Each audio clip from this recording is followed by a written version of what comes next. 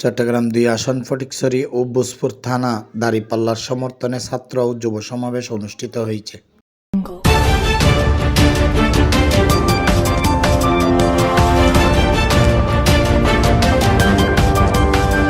11-12-2025 রোজ বৃহস্পতিবার বিকেলে 4টায় ফটিকছড়ি কলেজ মাঠে চট্টগ্রাম ২ আসন ফটিকছড়ি ভূপপুর থানার দাঁড়িপাল্লার প্রতীকের প্রার্থী অধ্যক্ষ নুরুল আমিন সাহেবের সমর্থনে ছাত্র ও যুব সমাবেশ অনুষ্ঠিত হয়েছে। চলো এগিয়ে যায় বাংলাদেশ স্লোগানে সাজানো এই অনুষ্ঠানে এলাকার নেতাকর্মী ও সাধারণ মানুষ ব্যাপক উৎসাহ উদ্দীপনা নিয়ে অংশগ্রহণ করেন। অনুষ্ঠানের প্রধান অতিথি হিসেবে উপস্থিত ছিলেন বাংলাদেশ ইসলামী ছাত্র শিবিরের কেন্দ্রীয় কমিটির সদস্য জনাব জাহিদুল ইসলাম। কেন হয়নি সে সময় যারা এই দেশকে নেতৃত্ব দিয়েছিলেন শেখ মুজিব, তাকে নিয়ে অনেক বয়ান রয়েছে। এই প্রজন্ম আমরা দেখেছি শেখ মুজিব যে গণতান্ত্রিক প্রক্রিয়ার কথা বলেছেন, ৭০-এর নির্বাচনে ক্ষমতা হস্তান্তরের জন্য তিনি যে আন্দোলন করেছিলেন, অথচ স্বাধীনতার পর তিনি সর্বপ্রথম বাকশাল কায়েম করে বাংলাদেশে একনায়কতন্ত্র স্বৈরাচার কায়েম করেছিল। তিনি রক্ষী বাহিনী প্রতিষ্ঠা করেছিল।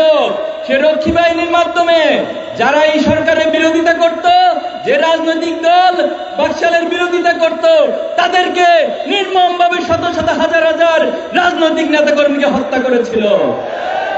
সে শেখ মুজিব বাংলাদেশের এই ভূখণ্ডে ছিল গোলা ভরা ধান, পুকুর ভরা মাছের একটা দেশ। আপনারা জানেন, নিঃসন্দেহে মুরব্বীরা ভালো করে জানেন।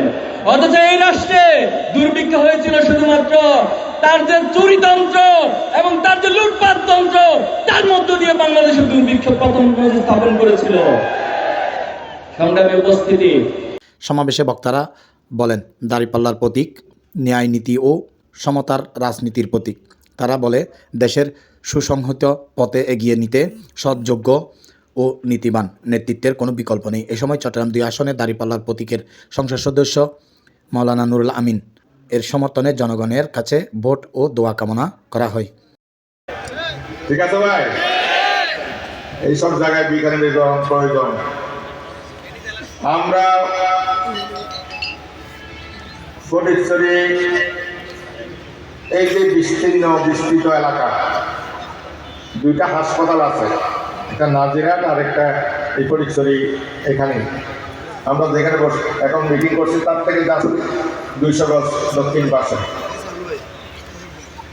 কিন্তু আমি প্রায় বলি, একজন প্রসূতি মা বাগান বাজারে যদি ওনার মায়ের মাতৃত্বের সময় হয়, মাতৃত্বকালীন সময়ে, প্রসবের সময় যদি ওনার এখন ডাক্তারের কাছে যেতে হয়, ওখান থেকে এই রোগীকে এখানে আনতে আনতে তো রোগীর দফারফা হয়ে যাবে।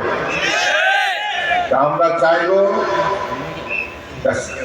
এবং চেষ্টা করব, ইনশাআল্লাহ হবে উত্তর ফটিকছড়িতে আরেকটা সরকারি হাসপাতাল দরকার আছে কিনা। চল, এখান থেকে যদি আব্দুল্লাহপুর কিরাম 40-45 কিলোমিটার হয়, ওখানকার প্রসূতি মায়েদের তো একটা সমস্যা, তাই না? কারো যদি হাত হঠাৎ করে অ্যাটাক হয়, ব্রেন স্ট্রোক হয়, এই সব রোগীদেরকে এখানে আনতে। বিশেষ অতিথি ইব্রাহিম রনি, নির্বাহী সদস্য চাকসু, ও সাইদ বিন হাবিব, সাধারণ সম্পাদক চাকসু। বাংলাদেশ সরকারের অতিরিক্ত সচিব মাওলানা গোলাম হোসেনের সভাপতিত্বে ফটিকছড়ি উপজেলা জামাত সেক্রেটারি মাওলানা ইউসুফ বিন সিরাজের সঞ্চালনায় আরও উপস্থিত ছিলেন আব্দুল জব্বার, মাস্টার নাজিমুদ্দিন ইমু, নূর মোহাম্মদ আল কাদরি, জাহাঙ্গীর আলম সহ প্রমুখ। আজকে বাংলাদেশ জামাত ইসলামী নামক এই সংগঠনের সাথে সকলে আমরা সম্পৃক্ত হয়েছি এবং সর্বোচ্চ জান্নাত কামনা করছি ওই সম্বন্ধ মুজাহিদ ভাইদেরকে, যারা এই ফটিকছড়ি এই সবুজ মৌকন্দের, যারা সমাজ জীবনের সবচেয়ে গুরুত্বপূর্ণ মূল্যবান সম্পদ জীবন দিয়েছেন, রক্ত দিয়েছেন, এই ফটিকছড়ির মাটিতে ইসলামী আন্দোলনের পতাকাকে উড্ডীন করার জন্য যারা আমাদের